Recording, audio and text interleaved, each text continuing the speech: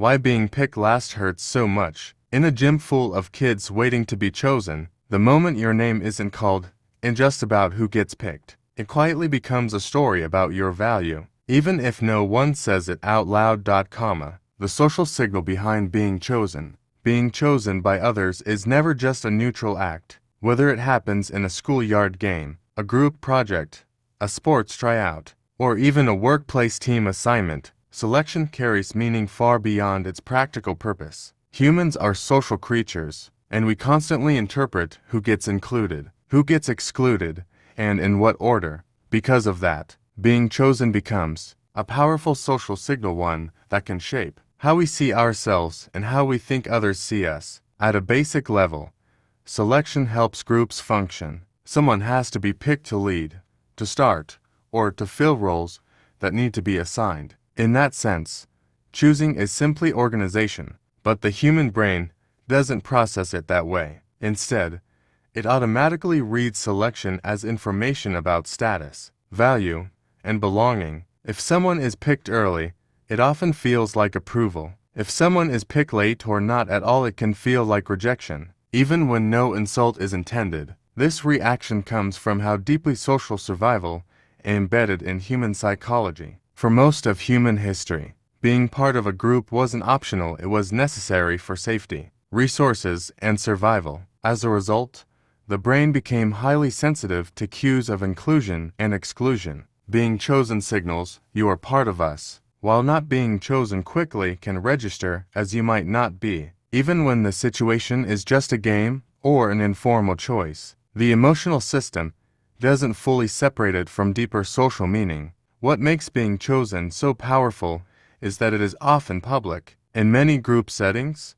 selection is visible. Everyone watches the process unfold, which turns it into a kind of social ranking event. You are not only aware of whether you are picked, but also when you are picked relative to others. That comparison is key. The brain naturally measures itself against nearby people, so the order of selection becomes a scoreboard. Even if no one is keeping score intentionally, this is why the experience can feel so personal. It is not just I was chosen, but I was chosen after them, or I was one of the last. The context creates meaning. A person might logically understand that the selection process was random or based on factors unrelated to worth, but emotionally, the order still leaves an imprint. The mind tends to interpret patterns socially before it interprets them logically. There is also a subtle but important layer of identity involved. Being chosen reinforces a sense of place within a group. It communicates, even silently, you matter here. Over time, repeated experiences of being selected, early or late, can shape confidence and self-perception.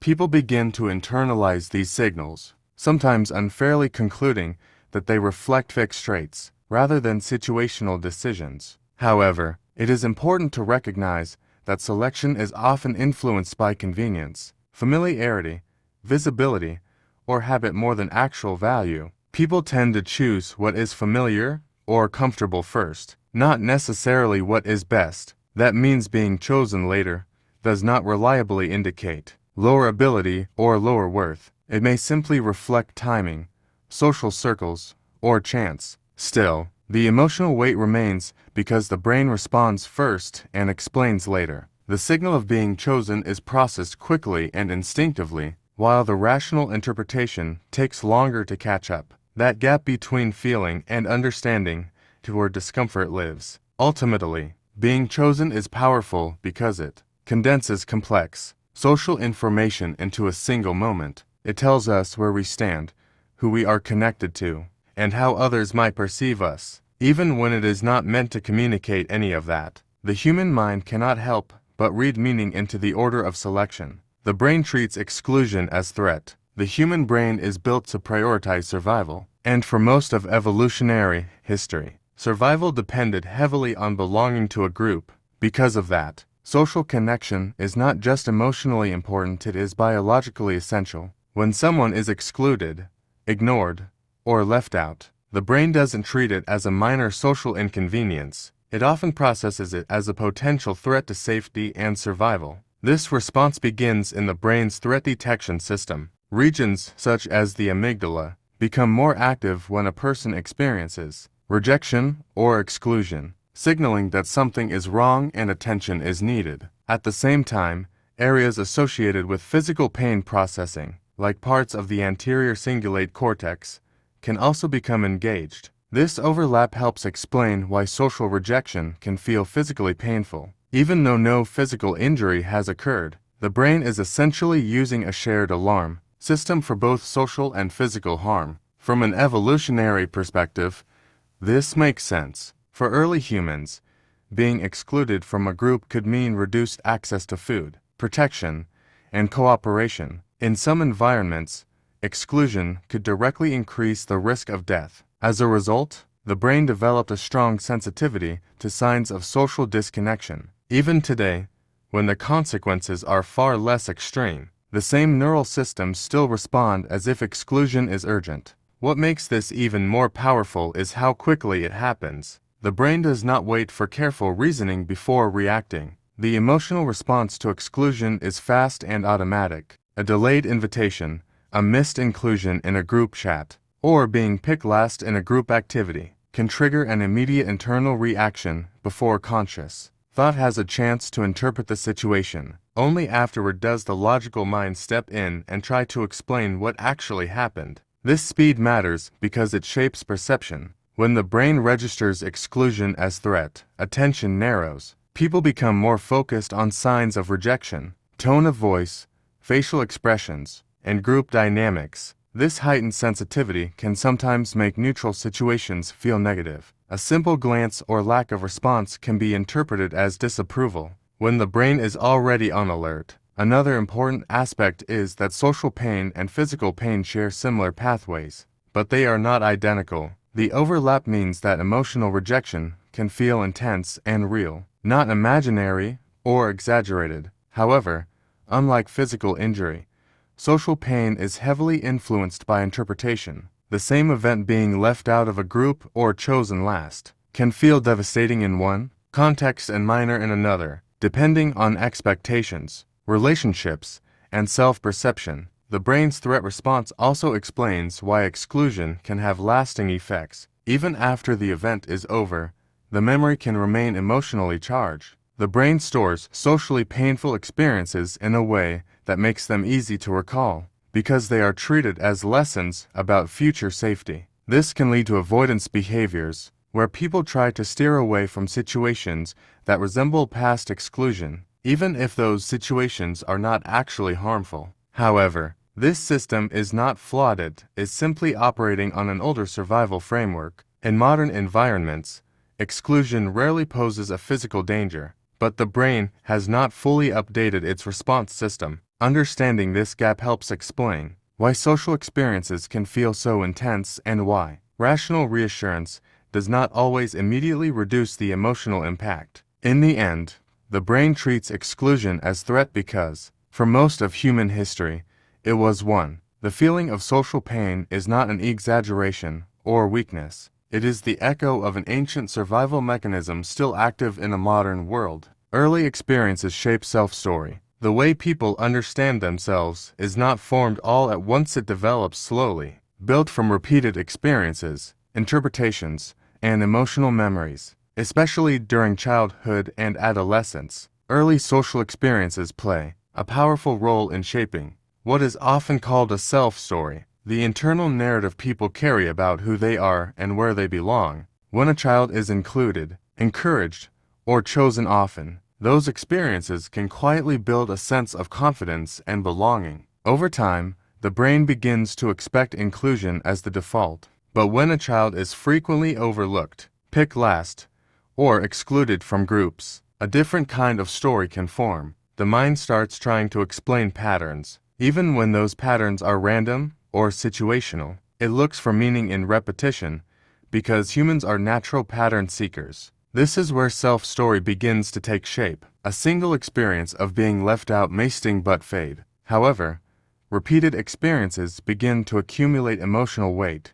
The child does not just remember isolated moments, they begin to connect them. I was chosen last again becomes, I am usually chosen last. From there, interpretation can shift even further into identity. Maybe I'm not good at this. Or maybe I don't fit in. These conclusions are not usually formed consciously. They develop gradually as the brain tries to make sense of social patterns and reduce uncertainty. In doing so, it often chooses explanations that feel stable and personal, even if they are not fully accurate. A consistent explanation, even a negative one, can feel more predictable than randomness. What makes early experiences especially influential is that the brain is still building its framework for social understanding. During childhood and adolescence, identity is more flexible and impressionable. Social feedback from peers carries significant emotional weight because it helps define place within a group, unlike adult self-concept, which is often more stabilized. Early self-story is still under construction. Another important factor is visibility. Early social experiences often happen in environments like classrooms, sports teams, or group activities where comparison is constant and unavoidable. A child does not just know they were picked last, they see others being picked first. This comparison intensifies meaning and helps encode the experience more deeply into memory. Over time, these interpretations can become self-reinforcing. If someone begins to believe they are less capable or less likable, they may participate differently in future situations, hesitating, withdrawing, or expecting exclusion. Those behaviors can then influence how others respond, not because the original belief was true, but because it shaped interaction patterns. The self-story starts to act like a lens, influencing both perception and behavior. However, it is important to recognize that self-stories are not fixed truths. They are constructed narratives based on limited data points, often formed during times when emotional reasoning was stronger than critical analysis. Early experiences feel defining because they occur during formative years, but they are still only part of a much larger picture. Later experiences can revise these narratives, even if they do not erase them immediately. Positive inclusion, skill development, supportive relationships, and new environments can all gradually reshape how a person interprets their social value. The brain remains adaptable, and self-story is continuously updated, even when older beliefs feel persistent. Ultimately, early experiences matter not because they determine who someone is, but because they influence the first draft of how someone understands themselves. That draft can feel permanent, but it is only the beginning of a story that continues to be rewritten throughout life. Visibility and social comparison. Human beings don't evaluate themselves in isolation. Instead, the mind constantly measures performance, value, and belonging by comparing one person to another. This process, known as social comparison, becomes especially intense in visible group settings where outcomes are not only personal but also publicly observed. In those moments, visibility turns ordinary events into rankings, and rankings turn emotions into judgments. Social comparison begins early in life. Children naturally notice who is faster, who is chosen first, who is praised more, or who seems more confident in group settings. These observations are not necessarily deliberate. The brain automatically scans the environment for relative position. Knowing where I stand helps people navigate social environments more effectively. The problem is that this same mechanism can create unnecessary pressure when comparison becomes constant and unavoidable. Visibility is what amplifies this process. When selection or evaluation happens in front of others, it transforms from a private outcome into a public signal. Being chosen, ranked, or acknowledged is no longer just about the individual. It becomes something others witness and interpret. In group activities like sports teams, classroom selections, or collaborative tasks, the order of selection becomes highly visible information. Even if no one explicitly labels it as a ranking, the mind naturally treats it that way. This is why being picked first or last feels so different from simply being assigned a role privately. In private selection, there is no audience, no comparison point, and no social mirror. In visible selection, however, every choice is contextual. The brain not only registers the outcome but also tracks the sequence. Each selection becomes a reference point for everyone else,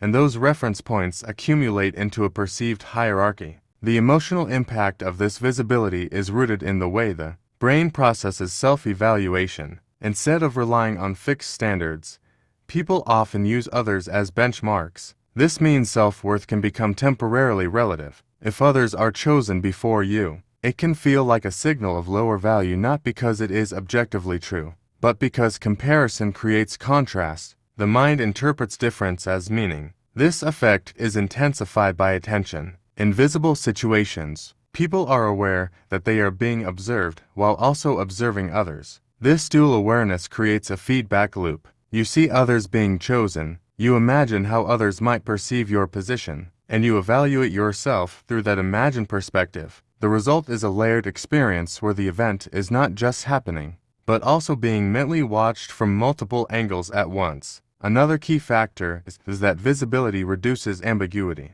When outcomes are private, people can easily attribute results to chance, timing, or external factors. But when everything unfolds in front of others, the brain struggles more to dismiss meaning. The presence of witnesses makes outcomes feel more significant. Even when the process is random, it becomes harder to separate what happened from what it means about me. Over time, repeated exposure to visible comparison can influence confidence and behavior. Some individuals become more competitive, trying to secure higher placement in future situations. Others may withdraw from visible environments to avoid the discomfort of comparison. Both responses are attempts to manage the emotional weight of being evaluated in public, even informally. Yet visibility itself is not the problem, it is how the mind interprets it. Social comparison is a useful tool when it provides feedback for growth or orientation. It becomes stressful when it turns into a constant measure of personal worth. In reality, most visible rankings are influenced by arbitrary factors: familiarity, timing, group dynamics, or simple preference patterns that have little to do with actual ability or value. Ultimately, visibility intensifies social comparison by making differences more obvious and more emotionally charged. But those differences are often situational, not defining. The challenge is not avoiding comparison entirely, but recognizing when the brain is turning visibility into meaning that the situation does not actually contain. Belonging matters more than ability. People often assume that outcomes in groups are mainly determined by ability: who is the fastest, the smartest, the most skilled, or the most capable. But in real social environments, especially in formal or everyday group settings, belonging frequently matters more than ability. Humans are not just evaluating performance, they are also constantly navigating comfort,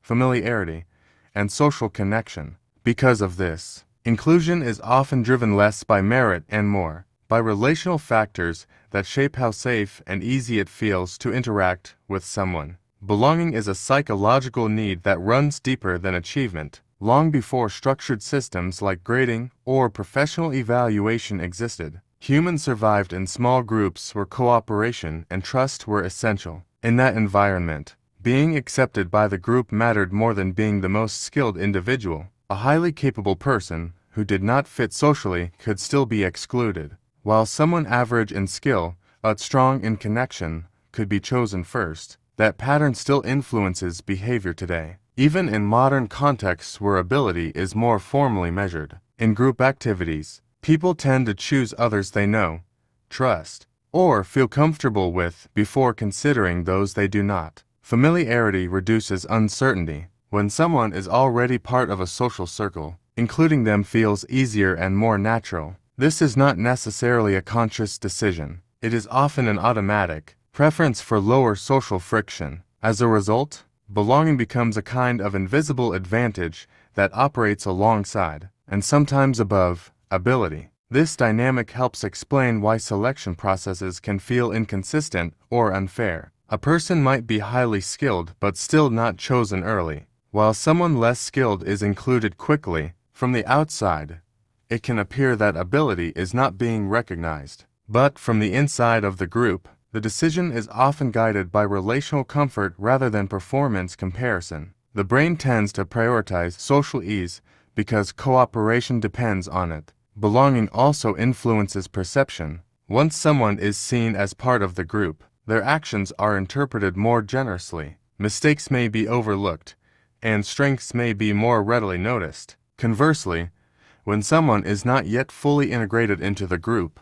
their contributions can be less visible or less valued. This creates a feedback loop where belonging enhances perceived ability, and lack of belonging can obscure it. Importantly, this does not mean ability is irrelevant. In competitive or highly structured environments, skill becomes much more essential. But in everyday social selections, who gets picked for casual teams, group projects, or informal roles, belonging often plays a larger role than people expect. The process is less like a precise evaluation and more like a network of relationships, deciding where people naturally fit. This is also why exclusion can feel so personal. When someone is not chosen, the mind rarely interprets it as a neutral logistical decision. Instead, it often feels like a signal about value. But in many cases, the underlying reason is not ability at all. It is simply that the social bonds within the group were already established.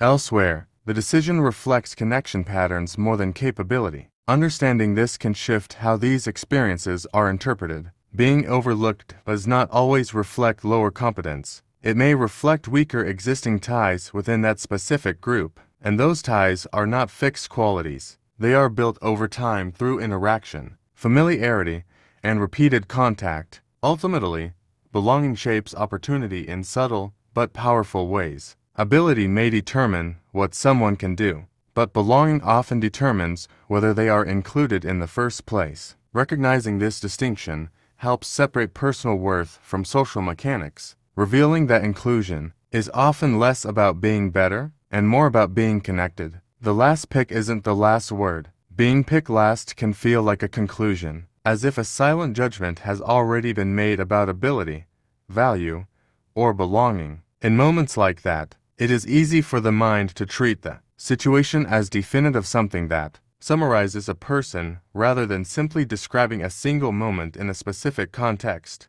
But the truth is that the order of selection in one setting rarely reflects the full picture of who someone is or what they are capable of. The emotional weight of being last often comes from interpretation, not fact. When people are selected in a visible sequence, the brain tends to convert that sequence into meaning. It assumes that earlier equals better and later equals worse, even when no such rule actually exists. This automatic assumption is powerful because the human mind is built to find patterns and assign significance quickly, but not every pattern is meaningful, and not every order reflects value. In most group situations, selection is influenced by a mix of familiarity, convenience, habit, and timing. People often choose those they already know or feel comfortable with before considering others, not because of a ranking of ability, but because of reduced uncertainty. The brain prefers what feels easy and predictable. As a result,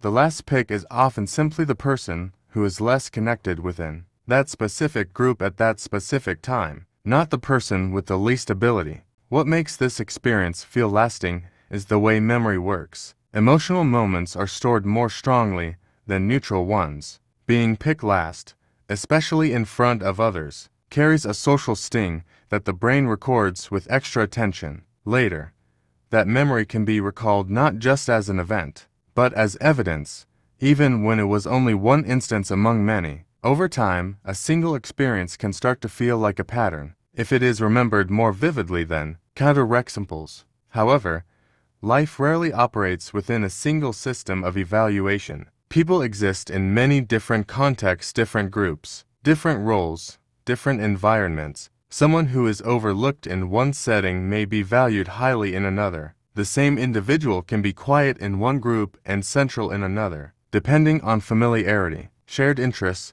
and social dynamics. This variability shows that last pick is not a fixed position, but a situational outcome. It is also important to recognize that growth and change are not reflected in a single moment. Skills develop, confidence shifts, relationships form, and environments change. A snapshot from one period cannot account for what comes later. The mind may try to treat early or visible experiences as permanent markers, but human development is continuous and nonlinear. People are not static, and neither are the contexts they move through. There is also a difference between being evaluated and being included. In many informal group settings, there is no structured assessment taking place. Instead, selection is often a social decision made quickly, based on ease rather than judgment. Interpreting it as a final evaluation gives it more meaning than it was ever designed to carry. Over time, perspective becomes important.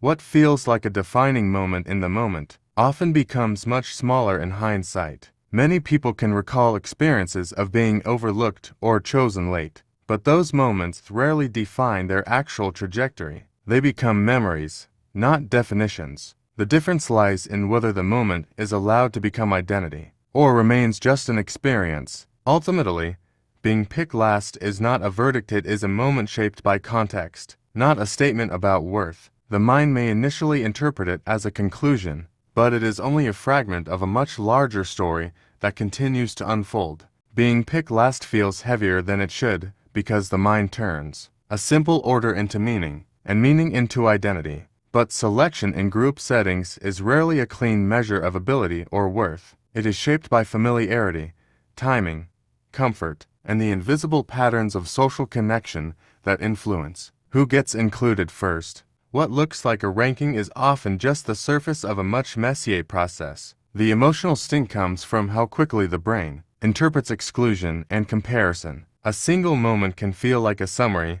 even when it is only a snapshot. But snapshots are not stories, and they are certainly not final judgments. People move through different groups, different roles, and different versions of themselves over time. No single moment has the authority to define all of that. What matters more than where someone is picked in one situation is how they continue to show up across many situations. Skills develop, relationships change, and new contexts reveal strengths that were not visible before. The same person who is overlooked in one environment can be central in another, not because they changed into someone else, but because the setting finally fits them differently. In the end, being picked last is not a label, it is an experience filtered through perception. The mind may treat it as a conclusion, but life rarely works in conclusions. It works in movement, repetition, and change. And within that larger pattern, no single moment gets the final word.